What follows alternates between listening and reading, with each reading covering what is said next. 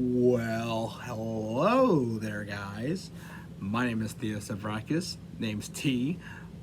The heist man, Ryan Heisler, is down in Florida.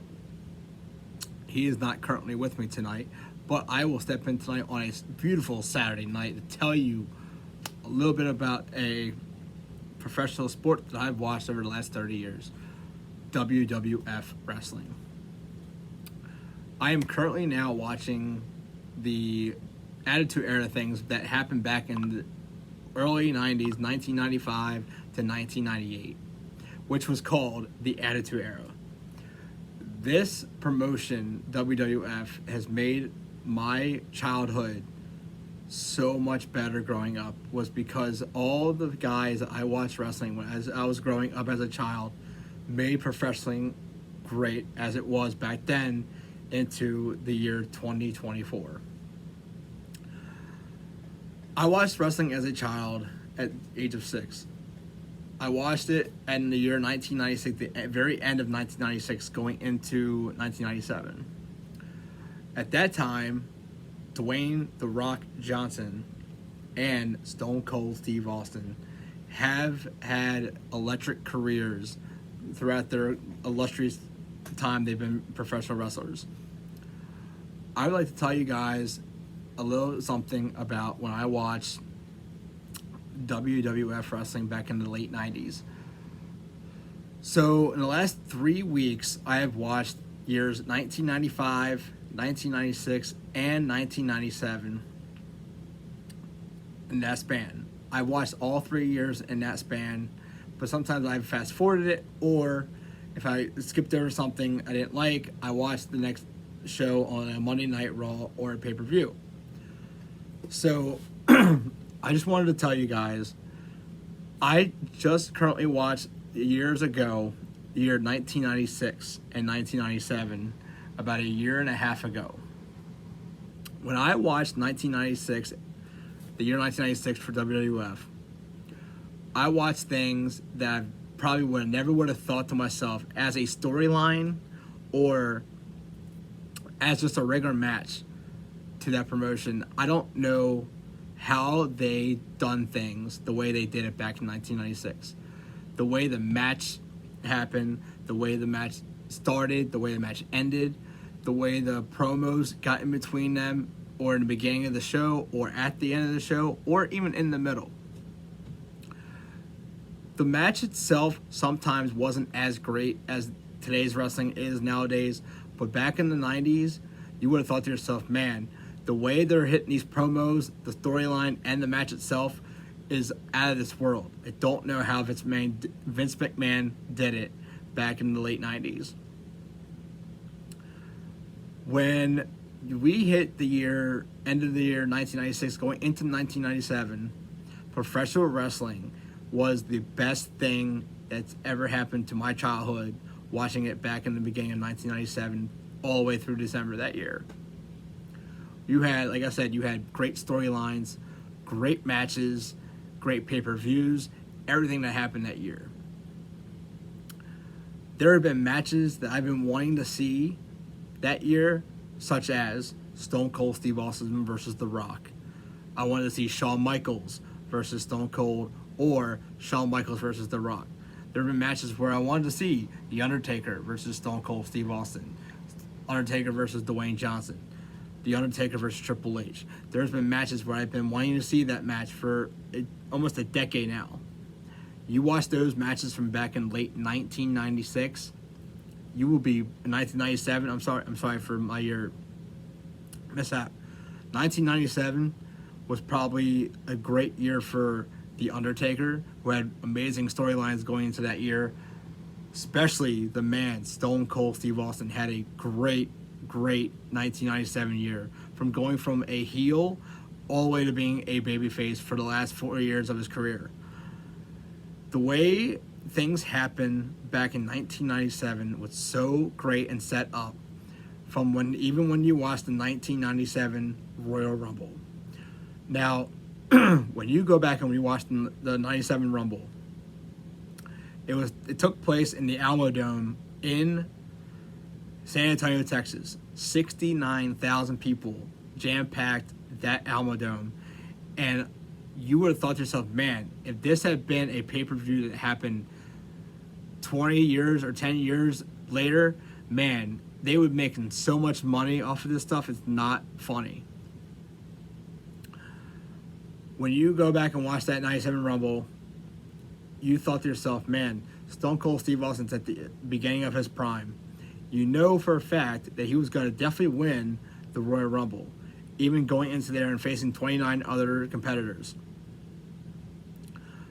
Stone Cold came in at number three in the Royal Rumble, and lasted throughout the whole 29 other competitors to win the whole match. I must tell you, Stone Cold was not supposed to be winning that Royal Rumble that year. It was supposed to be Bret the Hitman Hart going into WrestleMania that year to face The Undertaker for the World Wrestling Federation title.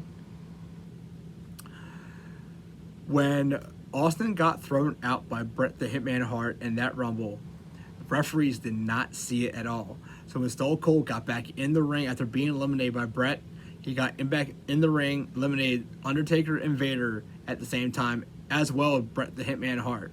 Stone Cold won the 1997 Royal Rumble. When you see Austin climb the ladder in 1997, the way he made wrestling that whole brand year was so great, because when he won the Rumble, you thought to yourself, man, Stone Cold would have gotten himself a world title shot at WrestleMania 13 that year. That supposedly did not happen. Stone Cold was stripped out of a world title shot going into the next pay-per-view in February at In Your House Final Four. The Final Four competitors in that pay-per-view match were Stone Cold, Bret Hart, Vader, and The Undertaker, the last four guys that were eliminated in the Royal Rumble. Shawn Michaels, at the time, was the World Wrestling Federation champion going into the Royal Rumble that night when he faced Psycho Sid, and he recaptured the World Wrestling Federation championship at the Royal Rumble from Psycho Sid. Shawn Michaels, 3 weeks later, had a back injury going into WrestleMania season, and he had to relinquish the World Wrestling Federation title. So what Gorilla Monsoon had done was put the four guys that were eliminated in that Rumble match, Austin, Taker, Vader, and Bret Hart, all in a fatal four-way match, elimination match at the next month's pay-per-view. So when you look at it this way, Stone Cold was supposed to be the man winning the Rumble. And when he did, he went into that next month's pay-per-view thinking, I'm going to win the World Wrestling Federation champion and go into WrestleMania to face either Psycho Sid or Shawn Michaels. That also did not happen. So what they did was they had Bret the Hitman Hart eliminate Stone Cold in that match. Then their saga, their match itself going into WrestleMania 13 was spectacular. That was probably the best match I've ever seen from two competitors battling out in an I Quit match at WrestleMania 13. So what happened was, at the end of that match, Bret Hart won the World Wrestling Federation Championship. He lost the title the very next night against Psycho Sid, because Sid had 2 weeks before had gotten a number one contenders match. So the winner that won the championship at the pay-per-view, he was going to fight the next night on Raw. Psycho Sid and Bret fought in a cage match, and Sid beat Bret for the title the very next night. So what they did was they partnered up Bret Hart and Stone Cold for WrestleMania 13 in an I Quit match. Then at WrestleMania, Psycho Sid found himself a new number one contender for WrestleMania. Since Shawn Michaels was on the shelf and Bret was facing Austin, there was only one person left to face Psycho Sid at WrestleMania. They damaged The Undertaker to face Psycho Sid for the World Wrestling Federation Championship at WrestleMania. The first 3 months of 1997 definitely showed why WWF had their way of telling a story in between everything, between January all the way up to March. They had storylines from when Austin won the Rumble all the way to the next pay-per-view in Your House. They told why he got eliminated and then going into WrestleMania 13, showing why him and Bret needed to face each other again, because their first match that happened was back at Survivor Series 1996. When that first match happened, you already knew that the very next couple months prior to 96, they were definitely going to be fighting once again, or if they had to, twice or even three times in 1997. Bret and Austin fought each other at least 3 times in the span of 1996 and 1997. At Survivor Series 96, from the Royal Rumble match itself 97, In Your House Final 4, and WrestleMania 13. They had a rematch the very next month in April after WrestleMania at In Your House Revenge of the Taker. Stone Cold won by disqualification because Bret's brother-in-law and brother, Owen and the Bulldog, interfered in the match and gave Austin the victory. Going into May of 1997 at Cold Day in Hell was a turnaround for Stone Cold. Stone Cold had a lot to dig in because he was becoming a big star in the company. After, back at WrestleMania 13, we had a big switch in babyface and heel between Bret and Stone Cold. Austin was going in WrestleMania 13 as a heel at the time. And when you look at the match itself and people were chanting his name, people knew going into that match and the night after, Austin was definitely going to be the babyface walking out at WrestleMania. The loser or winner, didn't matter what happened, he was definitely going to be the babyface going in after WrestleMania. When we get to May 1997 at Cold Day in Hell, Stone Cold was a number 1 contender for The Undertaker's World Wrestling Federation Championship at Cold Day in Hell. This saga didn't really continue in 1997, but it did lead into 98 to 99. But I will get to that in another video coming up very, very certainly in the next couple weeks. 1997, Cold Day in Hell was a kind of a starter pay-per-view. It wasn't really a 5-star pay-per-view that they had in their coming year. Was kind of like a dead pay-per-view, if you want to call it. When they got to the 1997 King of the Ring, I will tell you this. They had a new upcomer in Hunter Hearst Helmsley. They call it Triple H, Paul Levesque. And Paul Levesque was the runner-up to win the 97 King of the Ring. When they knew that Triple H was going to win the King of the Ring, they already saw themselves a champion in the near future of professional wrestling.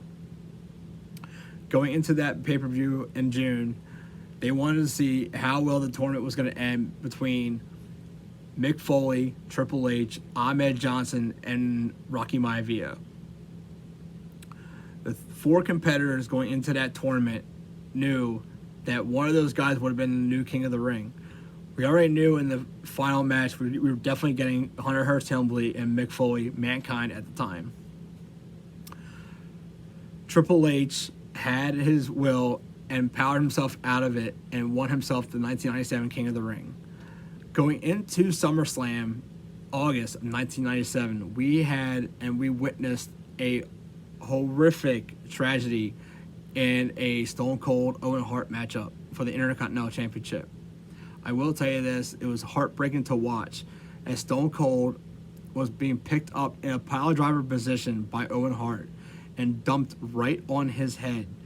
It could have nearly ended his career early because the way he was coming out as a babyface in early 1997 into late 97, he was really turning heads and making people want him to be the biggest babyface in the business today. So, with that said, I'm going to hop off of here. I hope you guys enjoyed my ransom review. Hope you guys understand that I'm going to be posting more videos about this kind of stuff. Come join me, Heistman, on Twitch, YouTube, and OBS. We'll be on here weekly, Mondays, Wednesdays, Fridays, Saturdays, and Sundays. If you guys want to listen to us, come join us at any time. Let us know what you think.